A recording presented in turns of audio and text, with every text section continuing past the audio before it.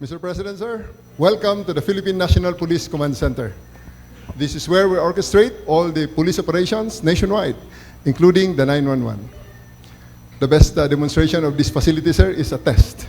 If you want to contact a station, like for example, you're in vacation somewhere in the Philippines, you are in a town, and somebody meets a traffic accident, dials 911, and requests for police assistance. This is what happens, sir.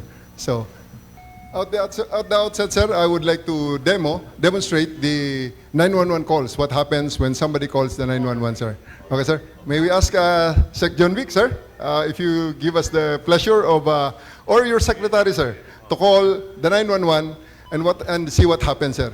Nakitang yung na-record natin sa Panabo. This is what happened in Panabo, sir. While we are... inyo pigilig. Yes, sir. Nagsisigaw. Hindi mo ba rin? Ha? Hindi ka mo rin! Gawasan mo ba rin? Hindi ka mo rin!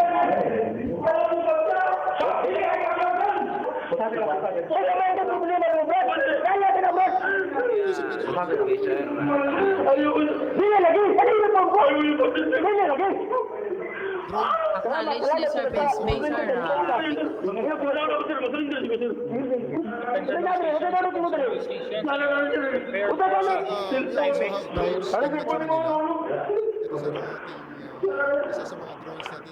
ang susay yung katulan.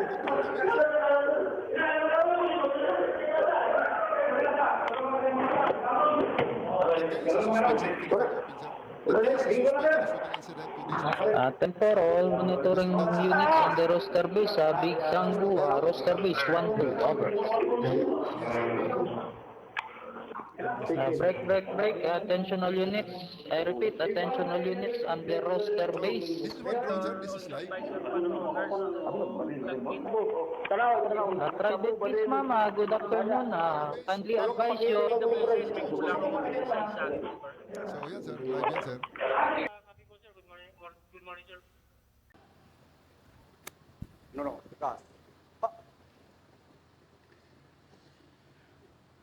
The Interior and Local Government Secretary John Vic Remulla, the other members of the Cabinet present, please take your seat.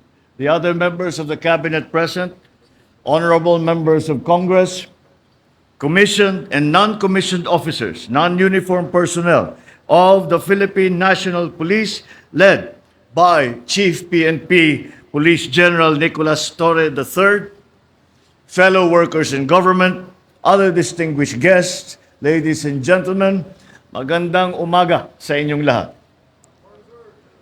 Sa mga kasapi ng Pambansang Pulisya ng Pilipinas, isang mainit na pagbati sa inyong ika-124 na anibersaryo.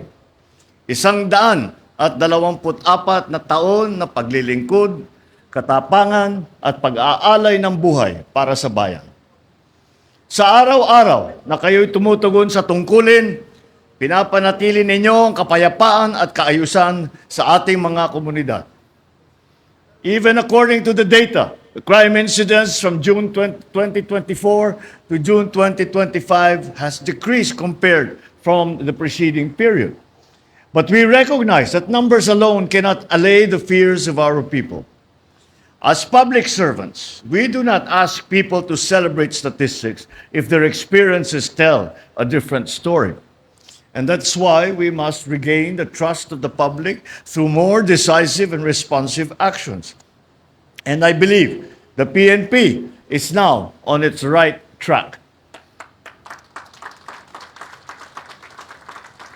This year, the PNP marks several critical milestones, including the 5-minute response time strategy. 5 minutes, just a relatively small window of time, but 5 minutes can mean the difference between safety and danger, even between life and death. Through the revitalized emergency 911 hotline, the PNP responded to thousands of emergency calls, from police assistance to police interventions and even search and rescue. However, the challenge now is to ensure that, rain or shine, during ordinary days and more so in times of crisis, There are people who will be ready to answer our people's call for help. This is how we rebuild the trust that the police will come no matter what time, no matter what the circumstances, they will arrive. We owe our people a system that they can rely on. Alongside this, we continue our pursuit of modernization and operational readiness. Now we have drones and other advanced technologies that complement police operations, enabling your capabilities to protect, to monitor, to respond with greater precision. But technology will never replace the importance of your presence on the ground. These tools are only effective as the men and women who wield those tools. Considering this day and age, criminals have mastered new and sophisticated ways to advance their schemes. Inaabuso nila ang mga makabagong teknolohiya upang manloko, maninlang, at mambiktima. Ito ang kailangan nating bantayan. Ito ang ating dapat sugpuin. Huwag din natin kalimutan na bahagi ng banta sa seguridad ang mga nasa hanay na bumabaluktot mismo ng ating layunin. Ahanin pa ang pinakamodernong kagamitan kung may ilang pulis pa rin ang umaabuso sa kapangyarihan. We will continue to investigate and hold these people accountable within the bounds of the law. We do not condone wrongdoing among those who are sworn to uphold the law and to protect the citizens of our republic. Inuulit ko, walang lugar ang katiwalian sa ating kapulisan. Sa kabilang banda, ating kinikilala at sinusuportahan ang mga alagad ng batas na tapat na tumutupad sa tungkulin at nag-aalay ng kanilang kaligtasan at buhay para sa serbisyo. Be assured that the government stands with you, behind you, every hour of every day, as you continue to carry out your mission and build a safer and more peaceful bagong Pilipinas. So let us take this moment. Let us take this moment to honor and congratulate this year's awardees of Medalya ng Kagitingang Gawa and all the other recipients of special citations from various PNP units and key stakeholders. Your contributions to public safety, community engagement, and institutional development are deeply commendable. Sa mga pamilya na laging nasa likod ng bawat pulis, maraming salamat sa inyong tibay, suporta, at walang sawang pagmamahal. As the PNP marks another year of service, may you always be reminded that the true measure of your effectiveness is how safe and empowered our people feel under your watch and the trust that they place in the badge that you wear. Muli, maraming salamat sa inyong katapatan at dedikasyon sa serbisyo. Mabuhay ang pambansang pulisya ng Pilipinas! Mabuhay ang bagong Pilipinas! Thank you, Mr. President. And now the Chief PNP shall present our token of appreciation to the President for gracing this momentous occasion. Kalupad!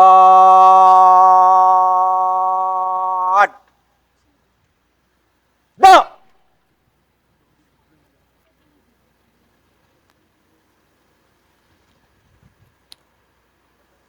The welded assemblage of Saint Michael the Archangel, the patron saint of the Philippine National Police, symbolizes the triumph of good over evil.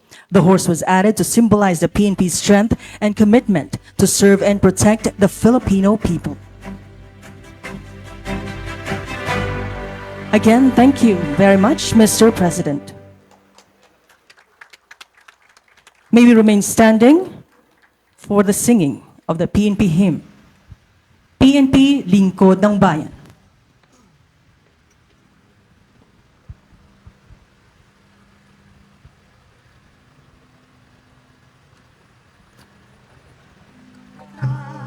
Kaibigan, PNP, lingkod ng bayan, kriminal aming kalaban, mamamayan paglilingkuran. Sa bayan at mamamayan, PNP ang inyong sandigan, integridad, disiplina at kasanayan, gabay sa tungkuling alay. Makadiyos at makabayan, makatao at makakalikasan, sa tungkulin naming karangalan, ihandog ang isang buhay. Batas ay patutupad, pantay-pantay para sa lahat. Walang mayaman o mahirap, ang dulot sa bayan ay galak. PNP, mamamayan, magtulungan, kaayusan, katatagan, ating kamtan. Kalakalan, uunlad na tunay, kapayapa ay ating tagumpay. Makadiyos at makabayan, makatao at makakalikasan, sa tungkulin aming karangalan, ihandog ang isang buhay. Ihandog ang isang buhay. We would like to request His Excellency Ferdinand R. Marcos Jr., assisted by the Chief PNP Police General Nicolas D. Torre III, to move forward to the center to acknowledge the troop during the pass and review. And the rest of the audience, please be seated. Ladies and gentlemen, we will now witness the pass and review. Mga pinuno sa likod ko,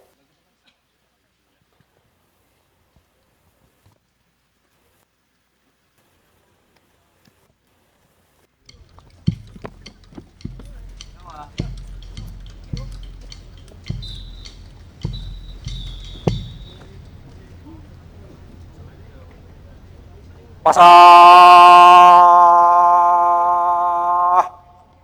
Pasig!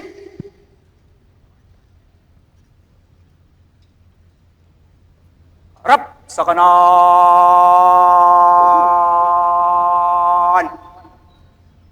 Harap!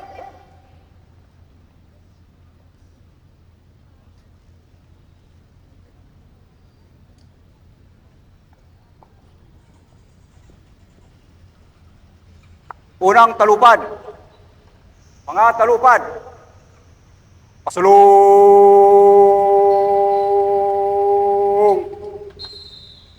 Cut!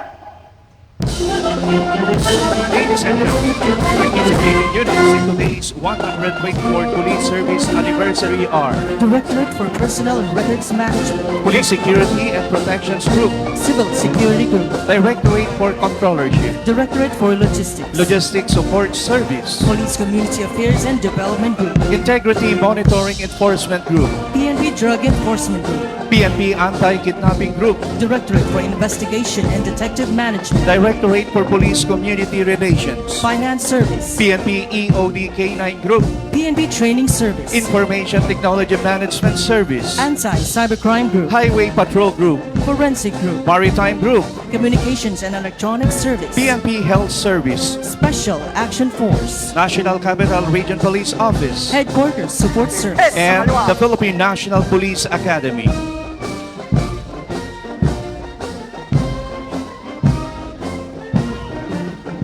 Approaching, ladies and gentlemen, to this ceremonial area is the Regimental Commander, Police Major General Constancio Chinayog Jr., his staff, Brigadier General Benigno Guzman, Brigadier General Rex Arvin Balimban, Brigadier General Rodicindo Reales, Brigadier General Jaime Cadatal, Brigadier General William Segun, Brigadier General Glicerio Cancilao, and Brigadier General Bonard Briton. the Philippine National Police Band of the National Capital Region Police Office, Police Regional Office 4A, and the Headquarters Support Service, led by Police Executive Master Sergeant Mylene Bognot.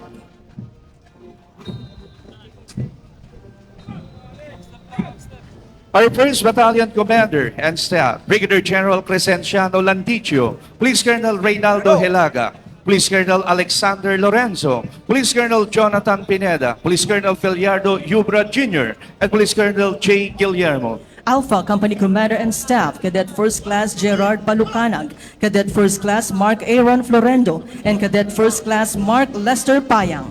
Our first platoon from the Philippine National Police Academy, led by Cadet First Class Shadrach Chaucas. Second platoon from the Philippine National Police Academy, Cadet First Class Glenn Bolingit. Our Bravo Company Commander and Staff, Lieutenant Colonel Ferdinand Maria Serapio, Police Major Radian Morales, and Police Captain Alvin John Madrid. First platoon from the PNP Maritime Group, led by Police Lieutenant Michael Mendones. Our second platoon from the PNP Forensic Group, led by Police Captain Efren Ropinta. Ladies and gentlemen, please all rise for the colors.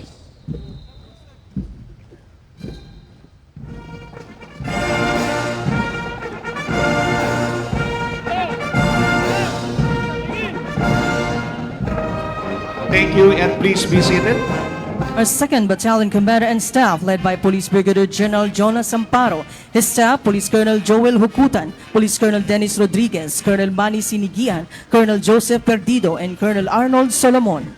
Our Charlie Company Commander and Staff, Lieutenant Colonel Roberto Fabregas II, Police Captain Billy Matias, and Police Captain John Agud. First platoon from the Special Action Force, led by Police Lieutenant Rolly Apaliso. Our second platoon from the Special Action Force, led by Police Lieutenant Anthony Oblades. Delta Company Commander and Staff, led by Police Lieutenant Colonel Glenn Aculana, Major Gerald Zapalporo, and Police Major Esteban Bailon III. Our first platoon from the PNP Highway Patrol Group, led by Police Lieutenant Reuben Manansala. Second platoon from the PNP EOD K9 Group, led by Police Lieutenant Michael Pangilinan.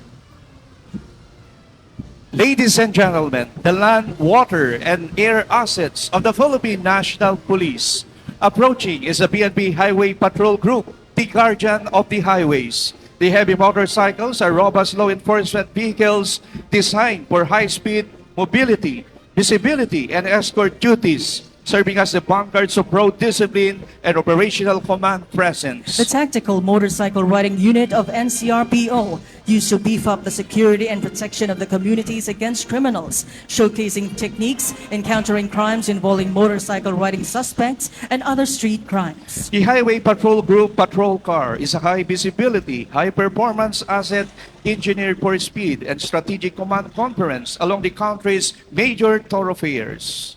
The electric vehicles of the Valenzuela City Police Station also has anti-theft equipment and an electronic stability program certifying its efficiency for police use. The PNP light transport vehicles are mobility assets designed to enhance police presence and rapid response capability, especially in congested urban zones. The EOD K9 van is a specialized vehicle used to store and transport essential explosive ordnance disposal equipment, including robot and bomb suit. The PNP Personnel Carrier 4x4 is a specialized tactical vehicle built for strength, mobility, and rapid deployment in high-demand situations, fortifying its mission to serve and protect. The PNP Forensic Group's Scene of the Crime Operations, or SOCO, being the one visibly taking action in front of the public that facilitates immediate response and efficient processing of crime scenes. The Advanced Cardiac Life Support Ambulance of the PNP Health Service is a critical medical response asset designed to deliver swift, life-saving care during emergencies, field operations, and public safety missions. The CBRN, or Chemical, Biological, Radiological, and Nuclear Response Van of the Philippine National Police, donated by the U.S. Department of Energy, is specialized in radionuclear detection vehicles. The Special Weapons and Tactics, or SWAT unit of the PNP, exemplify elite readiness and rapid response in high-risk scenarios requiring tactical intervention and operational excellence like the high-threat engagement. And now, ladies and gentlemen, the LRAD stands for Long Range Acoustic Device. It is a specialized loudspeaker system designed to transmit highly focused sound over long distances. Ladies and gentlemen, the Special Action Force Multi-Purpose Armored Vehicle, or MPAV, is a heavy-duty asset built for strategic deployment, force protection, command presence, and in safeguarding the nation across every terrain. The Commando V-150 is a robust armored personnel carrier deployed by the PNP to deliver a tactical strength, mobility, and protection in high-risk operations. The PNP Maritime Group rubber boats widely use various water activities such as search and rescue operations during calamities, water explorations, and many more. One of the advantages of rubber boats is that they are easy to transport due to their lightweight specifications. The Special Action Force Search and Rescue Vehicle, equipped with humanitarian assistance and disaster relief. The Search and Rescue Vehicle is a vital asset in emergency response operations, rapid deployment during disasters such as earthquakes, floods, and other life-threatening emergencies.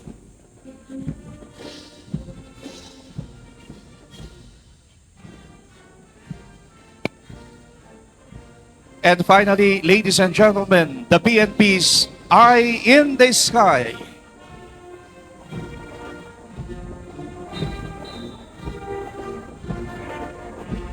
The Robinsons 44 and Airbus H125 helicopters, which serve as a vital aerial asset to the Philippine National Police, enhancing its mission. These helicopters play a significant role during surveillance and support, command mobility, tactical and rapid deployment across the land and maritime zones.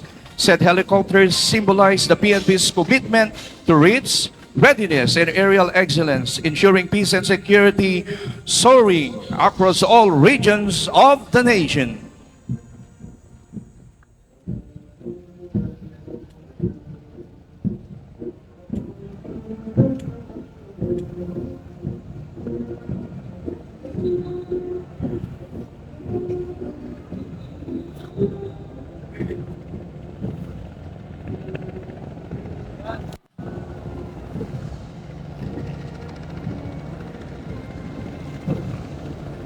Ladies and gentlemen, the PNP's Eye in the Sky, the Robinsons R-44 and Airbus H125 helicopters, which serve as a vital aerial assets of the Philippine National Police.